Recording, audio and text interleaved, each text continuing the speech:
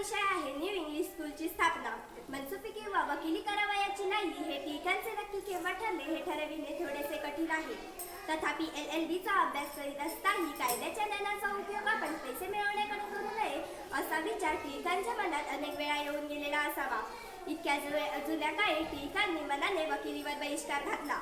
मात्र त्याचा अर्थ असा नव्हे की आज ज्या कारणाकरिता महात्मा गांधीजी न्यायकोर्टावर बहिष्कार घालावा म्हणतात त्या कारणाकरिता टिळकांनाही तो घालावासा वाटत होता.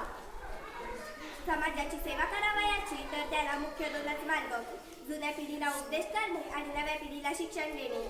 पण शाळा काढण्यापूर्वी शिक्षक वर्गाविषयी टिळकांची मते काय होती हे कळण्यास साधन नाही.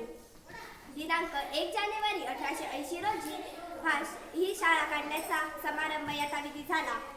पण शाळेला अशा प्रकारच्या सोयी सवलती मिळण्यालाही खरे कारण म्हटले म्हणजे त्या मुख्य चालकांची कीर्ती.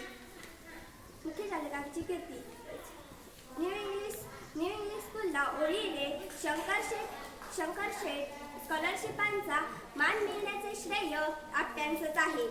ते नेमका होतकरू विद्यार्थी निवडून काढून त्याला जवळ घेऊन परीक्षेच्या दृष्टीने त्याची कसून तयारी करीत. एवढे सांगून मी माझे 2 शब्द संपवते. धन्यवाद.